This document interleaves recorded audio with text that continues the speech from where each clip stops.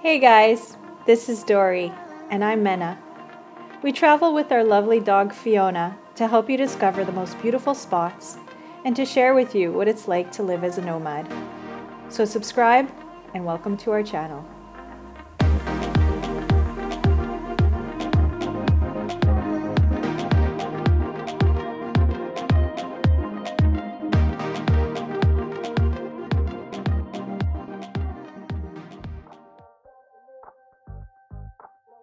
Welcome back and thanks for joining us. If you're new to our channel, please hit that subscribe button and the notification bell so you'll be notified of each new video. In the last video, we visited the San Antonio Missions and the famous River Walk.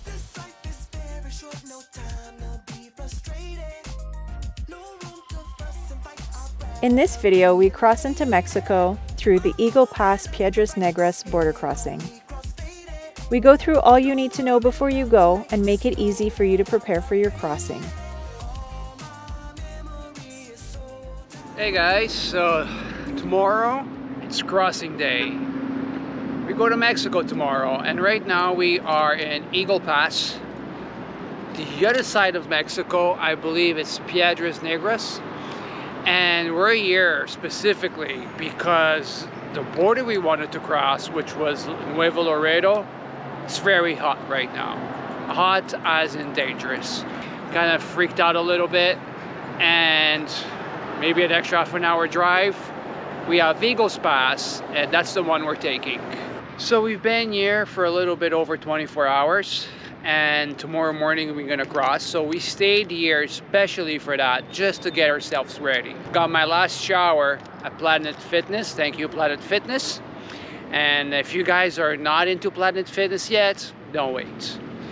So during our stay over here at Eagle Pass, we had everything done that we needed for tomorrow. But we'll talk a little bit more about that tomorrow. Today, it's the end of the day. We just finished our shower. We're gonna have a quick little dinner, rest, relax because we're a little bit stressed. Tomorrow, we do the big crossing and we'll keep you guys updated. Until then, guys, we'll catch you in the morning. Good morning, guys. So we just woke up, 6:38. First step that I'm doing right now is clean up or set up. Empty garbages, everything clean, easy, that if they have to come in, it's going to be accessible for them, and it's going to make our crossing much faster and less frustrating. So let's get to it. It's sort of clean. It's going to be good enough for them to look what they want to see and us to pass. So we're about ready. Almost ready, right, Fee? I'm anxious. Not nervous because, hey, what's the worst that could happen? To turn you around, right? But border crossing, it's always a little bit chaotic. And it's been a long time since we've done one. So the border opens at 7. But the permits to get your import for your vehicle, I think they call it FMM, only opens at 8. So it wasn't worth it to cross at 7 and then wait an hour for the office to open. So it's about 7:30 right now. And we're literally 5 minutes away from the border. That's the reason why we chose to stay over here at Eagle Pass. So we're gonna be traveling with a fellow companion, a cool bus. Met him online. He's also going to Puerto Escondido, and you got safety in numbers. All right, it's time to go. That's the lineup. People getting back into the US. That's us. No lineup. Where am I going? Nada carril para declarar. So if you have to declare something, it's that way.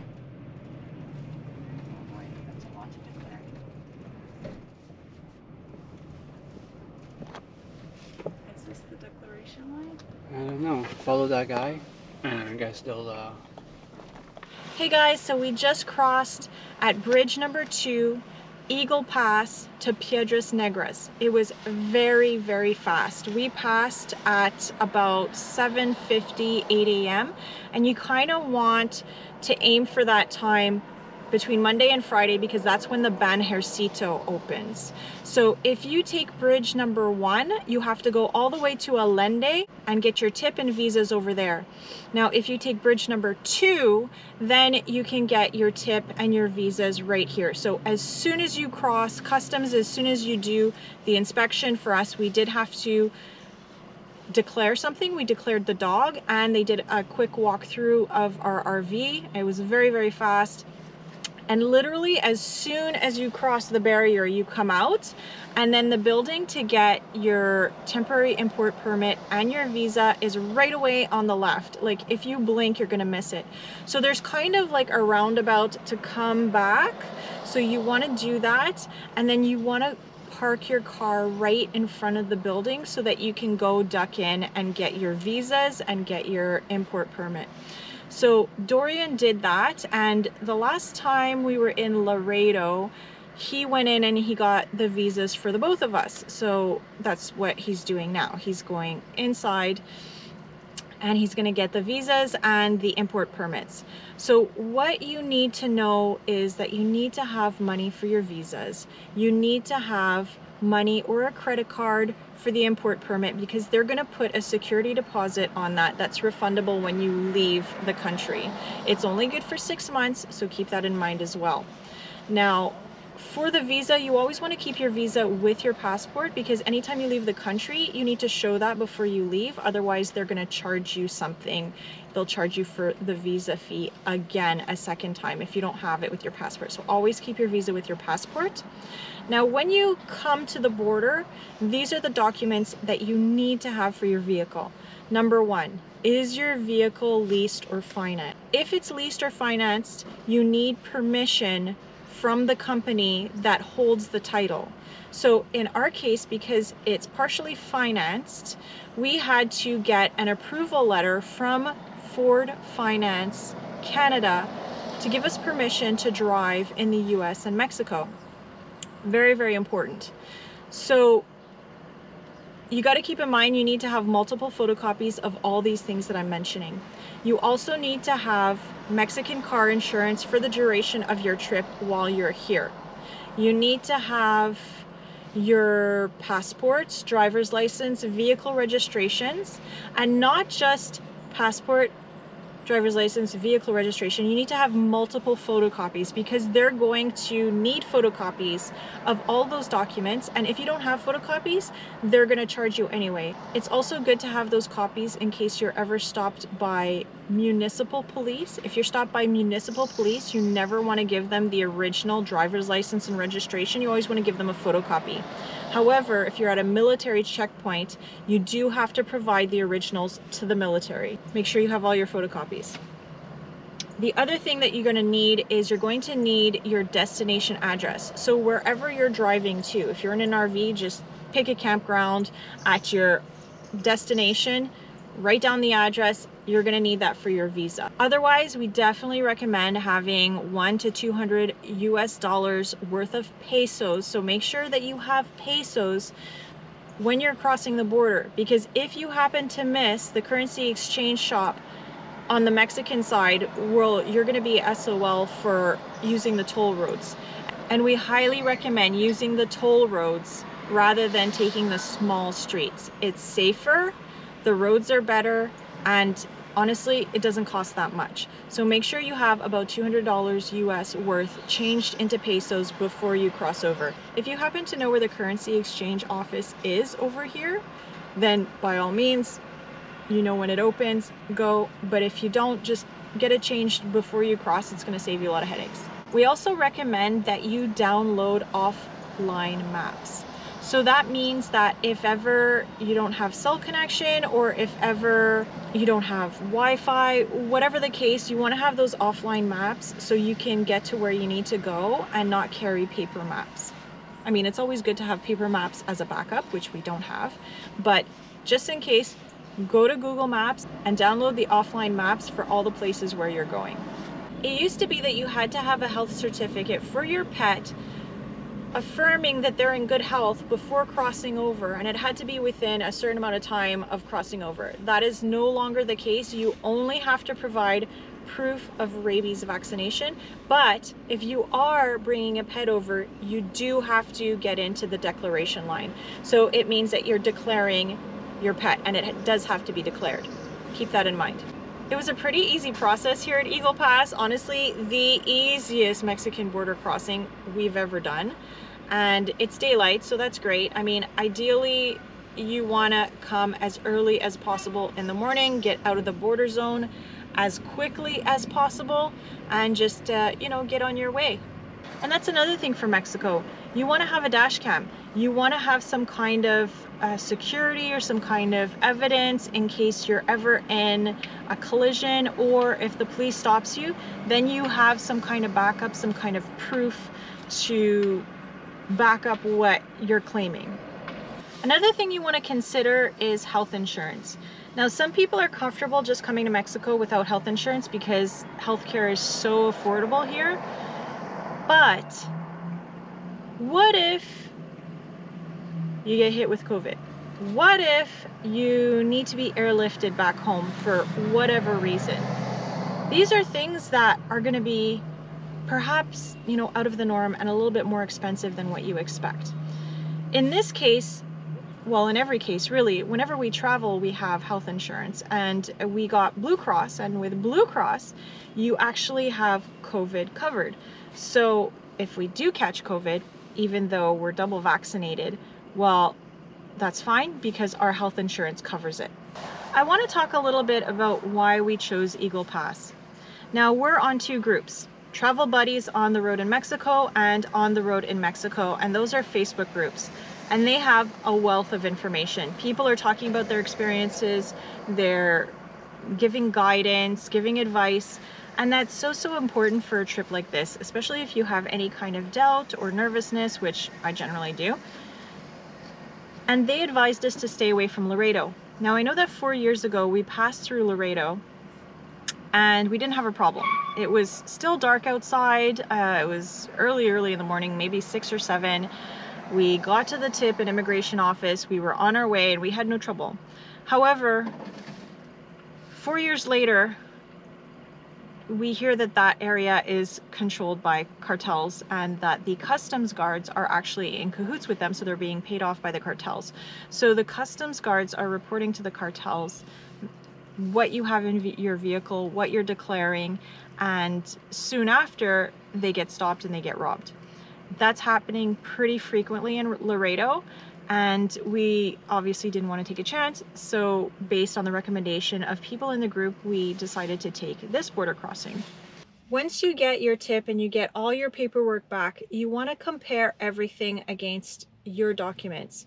You want to make sure that the VIN number is correct, your name is correct, that all the information on the import permit matches exactly your information, your registration, your VIN number, whatever. You just want to make sure everything is matching, because you're going to have big problems later on down the road if somebody's checking your paperwork and it's incorrect. You'll also have trouble getting your money back, your security deposit back, if the information does not match the original documents. So I hope this information helped you. If there's anything that I've forgotten, I'm going to mention it either in the text comments, or we're going to talk about it a little bit later. So finally back. So you need to go get the visa first and then the tip, right? So everybody went to the tip first, so that didn't work. So they had to go down to get their visa stamped. So once we were done with that, they don't even stamp. So they keep your ID. They give you your passports back and they just keep one ID. And you're like, wow, not even a copy, the real one. That was scary. And they go handle, you gotta go upstairs.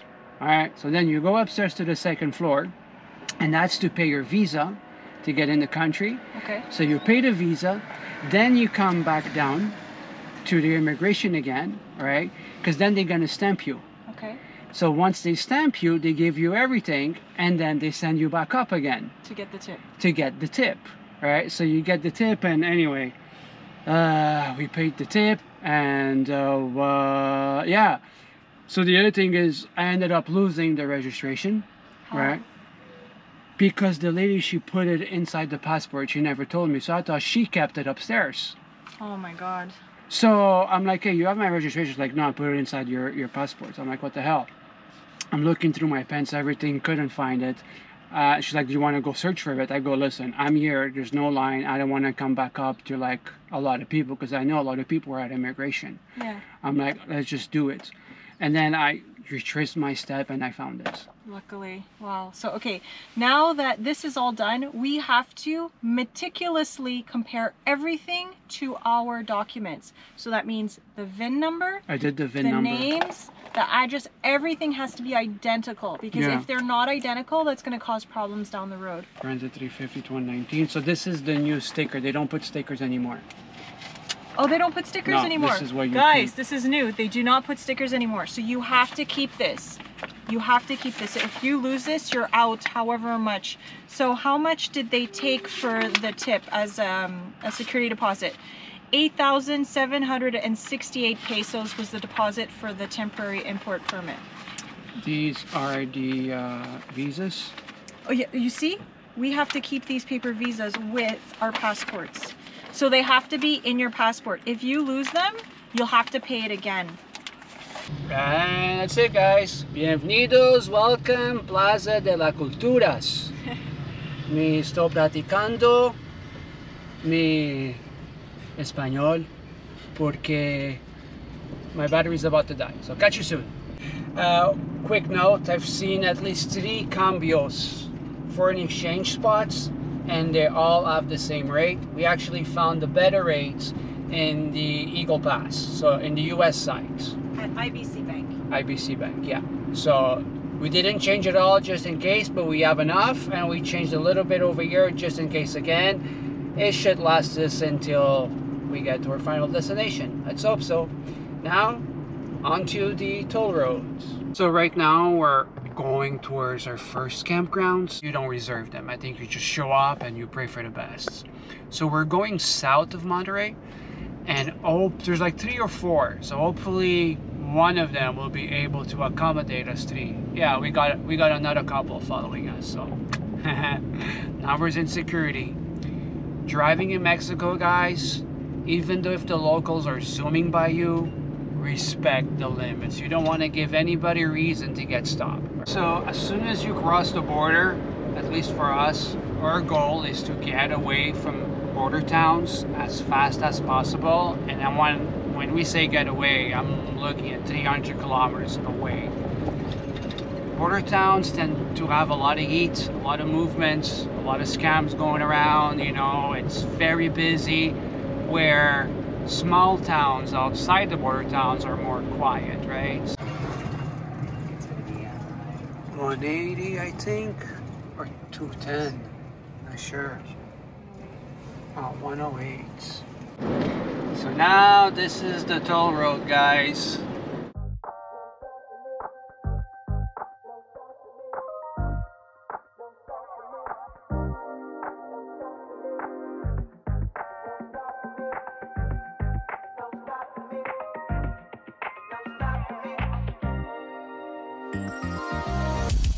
So guys, it is common courtesy to move to the sides, on the shoulder, to let someone pass. See, like these 2 guys.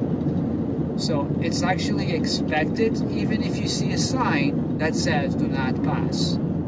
It just happens all the time. So keep that in mind. They're not being aggressive.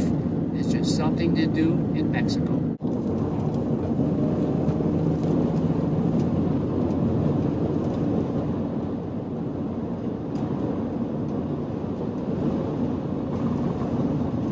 The same thing like over here. So there's a truck passing, we move to the side to let them pass on the opposite sides.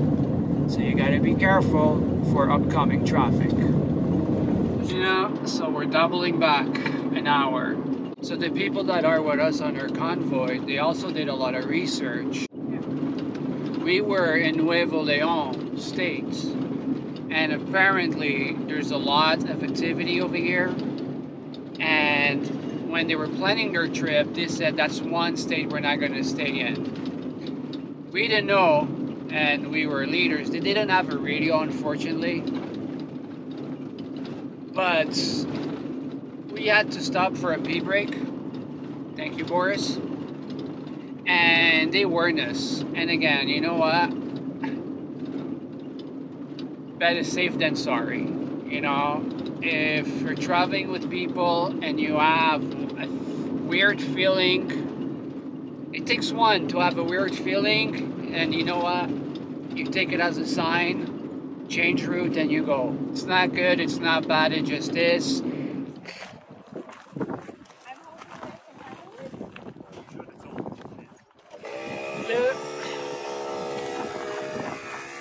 So freaking annoying, man.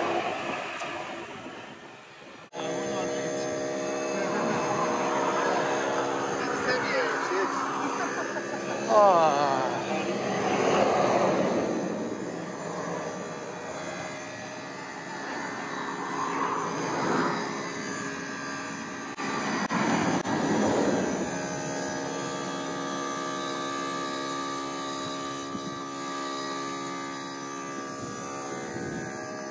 You want to take the lead? You want to take the lead? We need a break, man. This is like totally bummed me out. Oh God, to make things even worse, we got a flat. Something punctured our tire, and we actually heard puck. And we're like, no, we heard hissing. I heard hissing. When I opened the door. No, I heard it. I'm like, what is that? What is that? Oh yeah? Yeah. Remember? I said, what is that? What is that? Oh, anyway, another thing to deal with.